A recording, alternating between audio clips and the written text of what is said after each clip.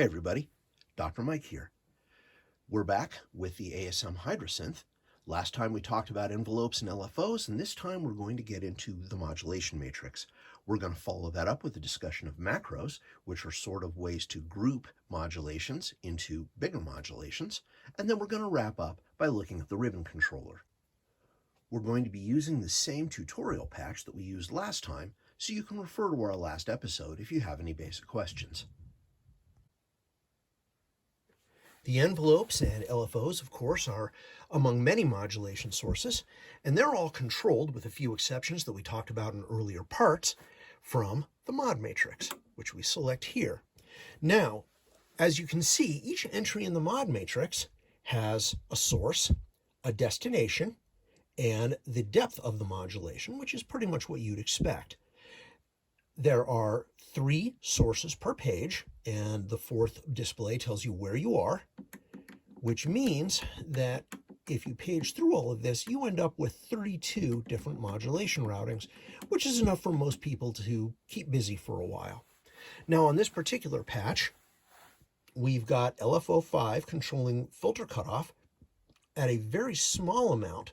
The reason why is because we're going to be controlling that elsewhere in the patch.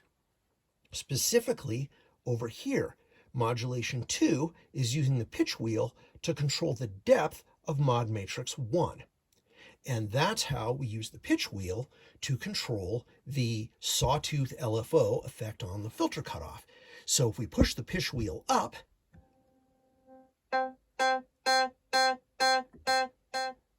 there's our down sawtooth, but if we pull the pitch wheel down, we get a negative modulation.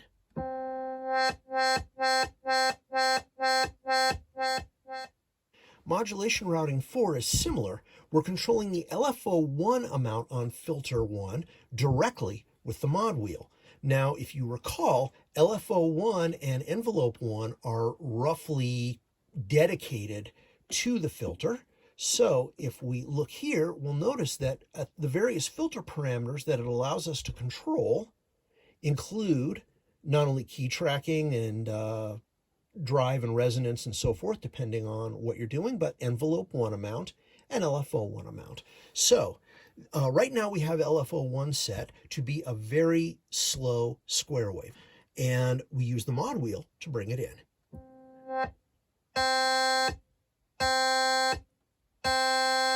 Okay, pretty straightforward. We also, you'll notice, have some other modulations set up here in the matrix.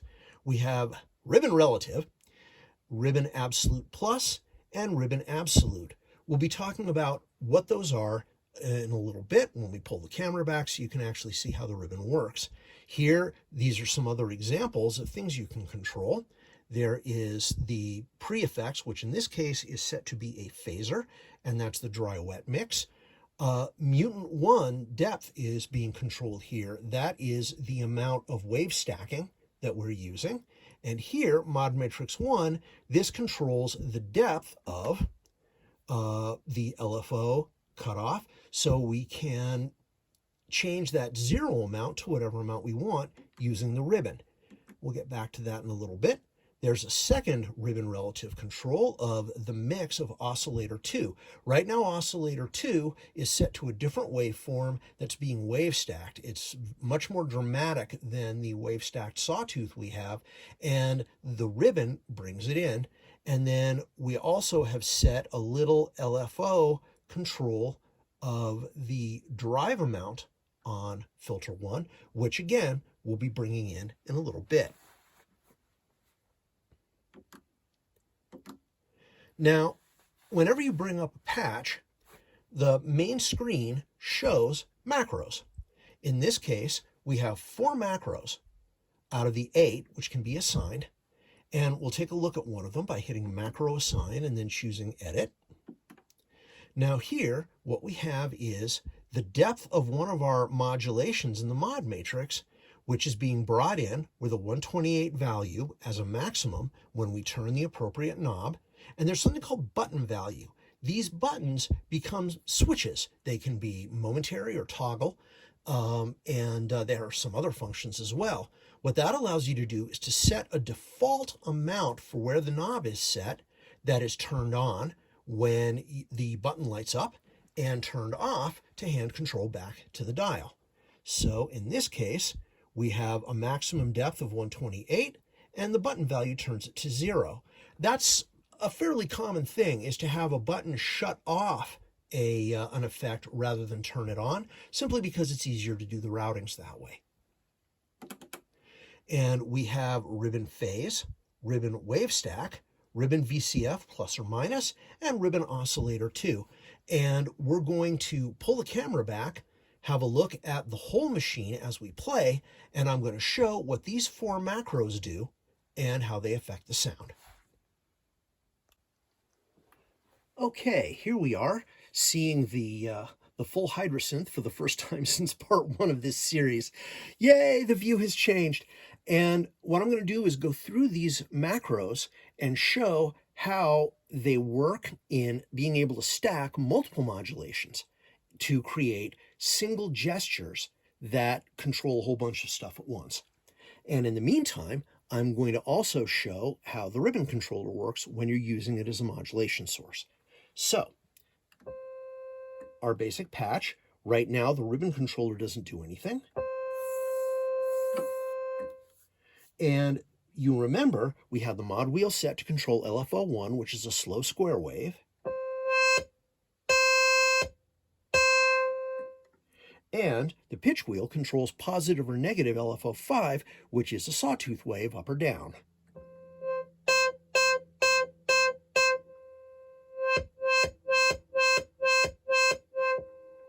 So we have a positive or negative modulation of the cutoff over here on the pitch wheel. Remember that, because we're going to be using that same modulation in another way in just a moment. Now, what we have here are 4 different ways to control the overall sound based on different control sources. Let's go in and take a look at one of these macros so you can see what's involved. Okay, we're going to look at this one, ribbon oscillator 2, because it has a lot going on. The first thing you'll notice is that, as we saw in the mod matrix, you can actually control the depth of any mod matrix control in a macro. So in this case, that's mod matrix depth 7. What is mod matrix 7? Well, if we head over to the mod matrix and scroll up to 7, it's relative ribbon control of mixer oscillator 2 volume. So that means that controls the amount by which relative ribbon movement brings in that second oscillator. Okay, so going back in, what else do we have? We have dry-wet mix for the delay and the reverb. Now notice the button effect for the reverb is -128. So that means that regardless of what movement you have on the knob, when that button is pressed, the reverb goes away and the sound is dry. We also have depth 8 is set here, and it goes -128. And to remind ourselves, that is the LFO4 amount, so we can actually control the filter drive using that. And the last one is a direct control of LFO4 level, which basically allows us to balance how the LFO comes out. It allows you to do scaling. So what does that sound like? Well, let's see. Right now it's turned off. Here we go. So if it's turned off, we have no effect. Turn it on.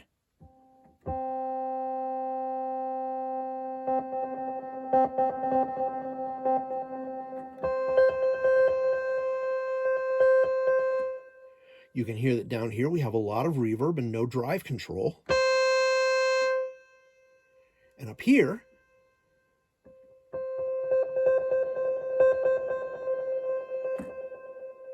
we get the drive control and the delay and so on. It all gets mixed in. So all of that is being controlled from one place. And over here, we have the 3 different ways of controlling aspects of the sound using the ribbon.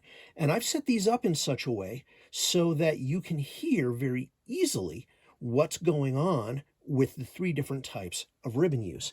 Now, the one that everybody's familiar with is what's called absolute ribbon value. So when we turn on this VCF control like we had before,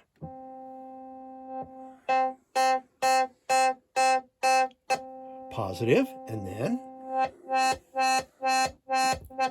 negative. Very simple.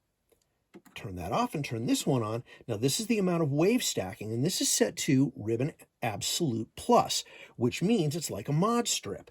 0 over here, maximum over here.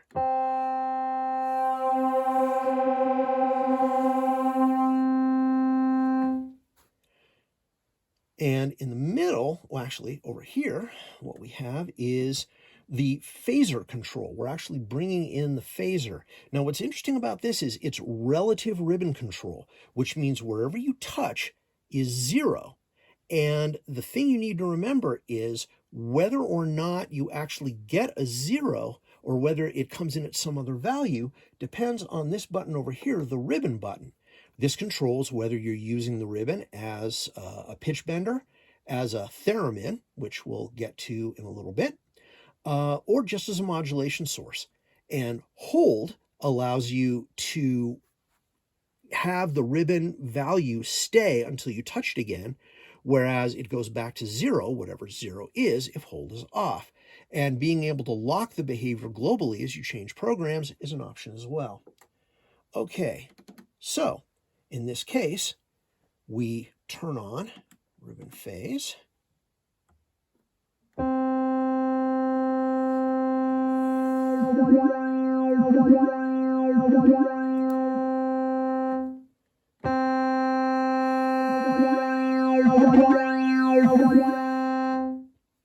You'll notice that the depth of the effect depends on where you touch, and it always starts at 0. So the scaling is such that you can actually control the depth of the effect by where you grab the note.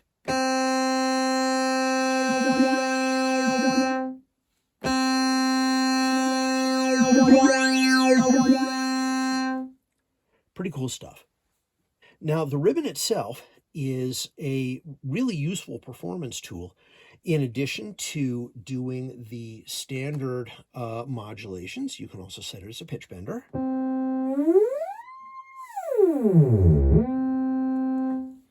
You can also set it up as a theremin, which allows you to, play the instrument. You can control quantization so that you get half steps. The key span can either be 2 octaves all the way up to 6 octaves. You can control the octave shift, whether the wheel acts as a volume control.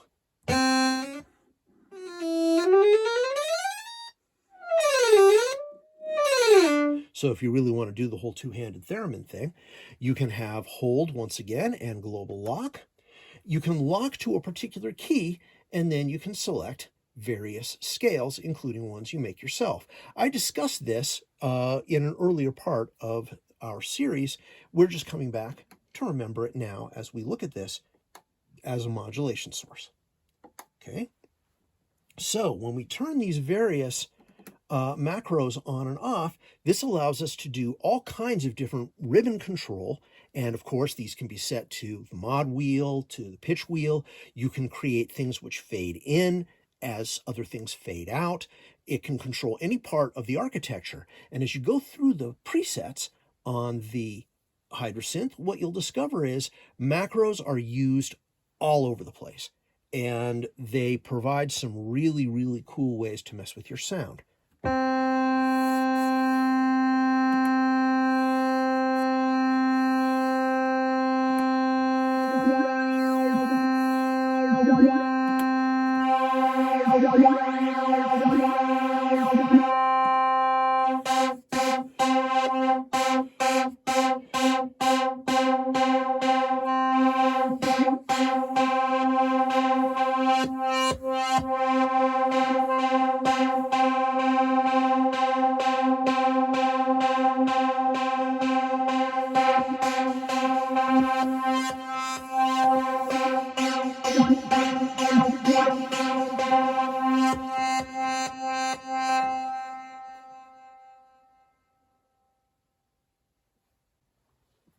Here's a little patch I threw together to give a little bit more of a demonstration of the ribbon as a theremin. This is playing a quantized Mixolydian scale, and I'm using the ribbon for pitch and the mod wheel for volume.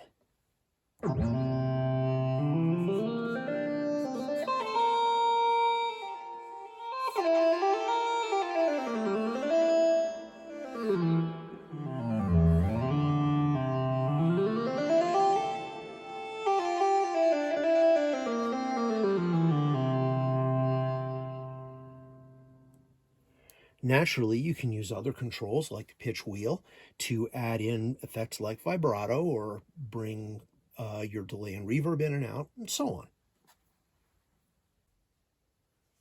All right, that was a lot to digest, but we've only got one more chunk to look at before we complete our tour. That's the arpeggiator. We're going to look at that next time.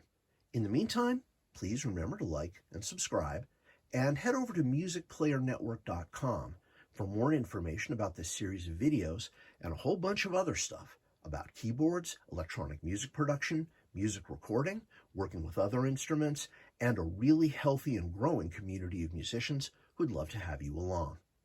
In the meantime, I'll see you next time, and remember to stay safe, stay sane, and stay connected.